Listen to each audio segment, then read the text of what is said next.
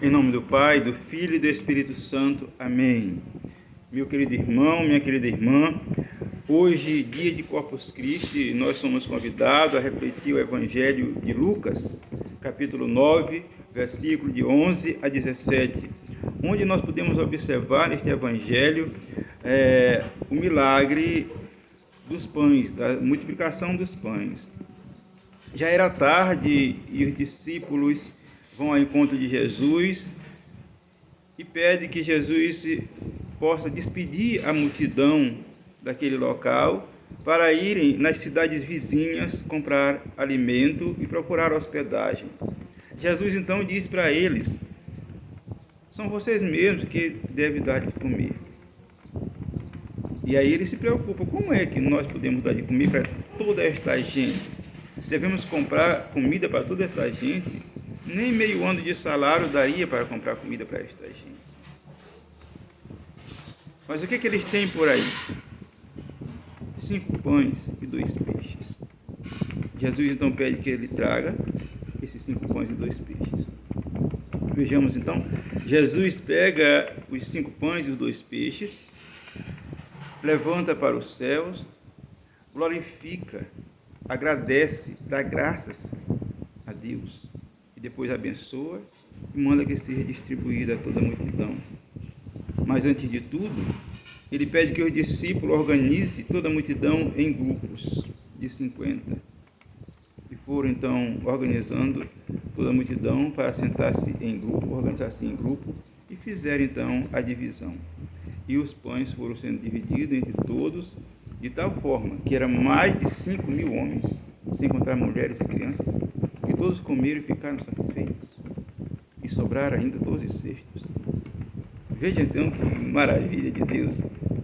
Meu irmão e minha irmã, nós nos preocupamos muitas vezes com milagres, grandes milagres, que venha do céu, assim como uma estrela cadente, né? Mas não é assim. Milagre são coisas inexplicáveis que acontecem na vida da gente, são coisas que são mistério de Deus, graças de Deus derramadas em nossos corações.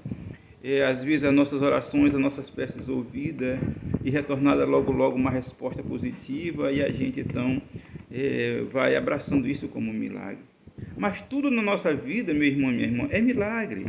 O milagre de cada dia, de cada amanhecer, de cada acordar, de cada levantar. Mas olhando para dentro da nossa igreja, toda a celebração da Santa Missa é milagre. Só o processo da substanciação do pão e do vinho, que se torna o corpo e sangue de Cristo, é um milagre inexplicável. É um milagre inexplicável. O milagre de Jesus ficar no meio de nós para sempre, por meio da celebração da Santa Missa, por meio da sua palavra, no seu Espírito Santo derramado dia de Pentecostes em nossos corações, por meio do mistério da fé traçado no projeto salvífico da Santíssima Trindade, é milagre. Mas também o milagre das coisas simples do nosso dia a dia pode acontecer com uma situação, com a nossa participação. Os milagres não acontecem se nós não fizermos também a nossa parte. Vejamos que os discípulos fizeram a sua parte. Primeiro eles vão conversar com Jesus. Então o milagre, para poder acontecer, precisa ter uma conversa com Jesus, ter um diálogo, um pedido. Então eles foram pedir a Jesus que providenciasse alguma coisa, pelo menos mandasse despedir a multidão, que as pessoas precisavam comer e se hospedarem. Então vejamos, houve o pedido, houve essa relação de diálogo entre Jesus e os discípulos. Tá? Mas aí o que acontece então? Jesus pergunta o que eles têm. O que eles têm? Às vezes a gente quer milagre, assim, não sei, milaborante, mas não é assim, milaborante. É milagre que pode acontecer daquilo que a gente já tem. O que você tem? Às vezes nós temos tantas coisas, a gente diz que não tem nada. A gente tem a graça de Deus, a gente tem o batismo, a gente tem a bênção, né? A gente tem a luz do sol, a luz do dia, nós temos o ar que respiramos, nós temos a nossa casa para morar, nós temos a nossa família, nós temos o nosso trabalho. Tem tanta coisa e depois a gente diz que não tem nada. Jesus manda ver o que eles têm lá. E eles disseram: olha, nós temos então aqui entre o povo 5 pães e 2 peixes. Então 5 pães e 2 peixes, 5 mais 2, 7. Então aí já é o sentido da perfeição. O 7 na Bíblia é um número simbólico que simboliza a perfeição. Então, aquilo que é perfeito, ou seja, que é a graça de Deus, não há nada mais perfeito na vida da comunidade a não ser a graça de Deus. E a graça de Deus já está lá, que é a presença real de Jesus. Então, isso já simboliza esse número 7. Já está tudo perfeito, está tudo organizado, tudo certo. Trouxeram a Jesus. Mas vejamos uma coisa, meu irmão. Quando a gente quer o milagre, a gente só quer pedir e se lamentar. Não é tanto lamentações e pedidos. Vejamos como é que o milagre acontece. Jesus recolhe o que o povo tem, depois pede que traga até ele. Quando nós temos as coisas, devemos levar a Jesus e apresentar para Jesus. E sem ele nada seremos e nada pode acontecer. Depois de colocado nas mãos deles, já está encaminhado para o milagre.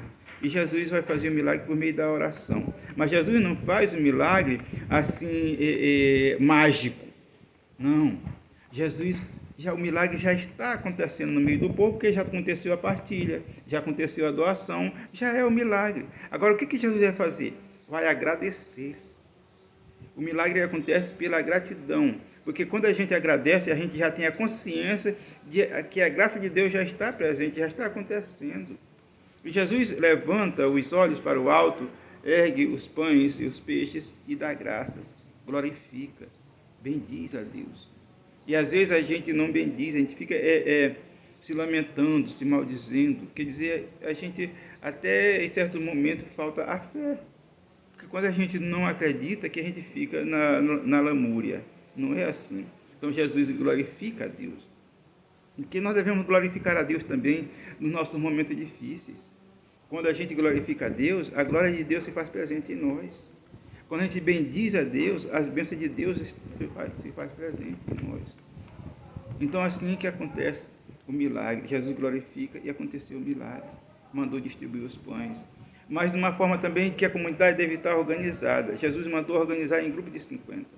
Então, a organização é o ponto principal para acontecer o milagre. Sem a organização, nada pode acontecer.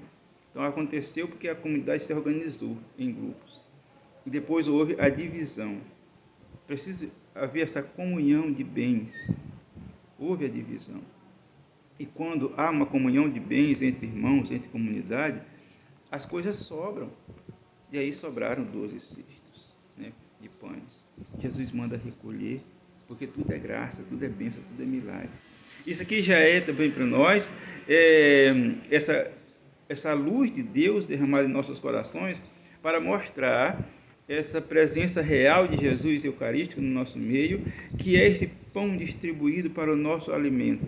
Mas não é um pão de trigo qualquer, naquela pequena partícula de hóstia e que o padre celebra na hora da missa, na hora da consagração, depois que acontece todo o ritual da consagração e que finaliza aquele ritual da consagração eucarística com a oração da doxologia, que é aquela por Cristo, com Cristo e em Cristo, é a oração da doxologia.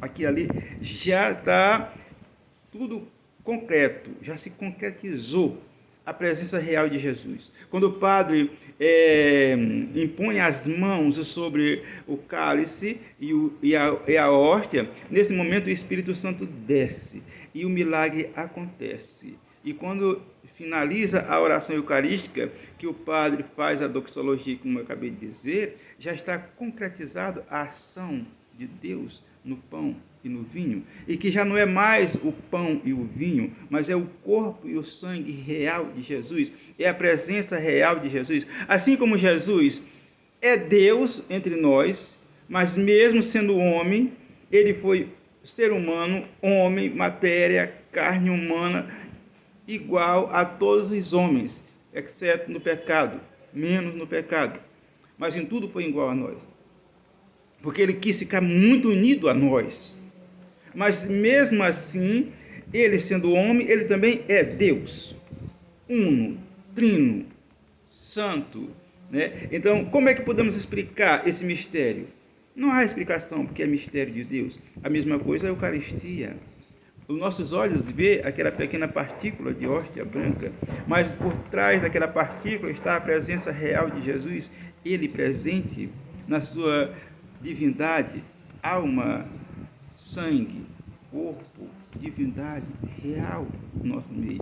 É exatamente esse reconhecimento da realeza de Deus no nosso meio que a nossa igreja celebra hoje, Corpus Christi. Corpus Christi. Então, meu irmão e minha irmã, para não me alongar mais, eu quero parar por aqui, porque senão fica, né, tem tanta coisa a dizer, mas isso é para dizer então que nós abramos os nossos olhos para contemplar a glória de Deus derramada sobre a face da terra por meio de Jesus Eucarístico, na Santa Eucaristia. Seu corpo, sangue, presente por amor, porque Ele nos amou, nos ama e não quis nos desprezar e nos abandonar. Não quis nos deixar sozinhos. Portanto, também, meu irmão e minha irmã, não se sinta só em momento nenhum da sua vida. A cada momento que você esteja, seja no momento mais difícil da profundidade do sofrimento, Deus está contigo. Jesus está do teu lado. Jesus está conosco por amor. Por amor. Ele não nos despreza, não nos abandona. Por mais que nós o desprezamos muitas vezes, mas Ele não nos despreza. Que a graça de Deus esteja com você no seu coração e possa lhe iluminar e lhe abençoar hoje e sempre.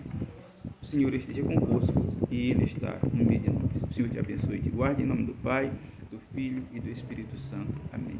Louvado seja nosso Senhor Jesus Cristo, para sempre seja louvado.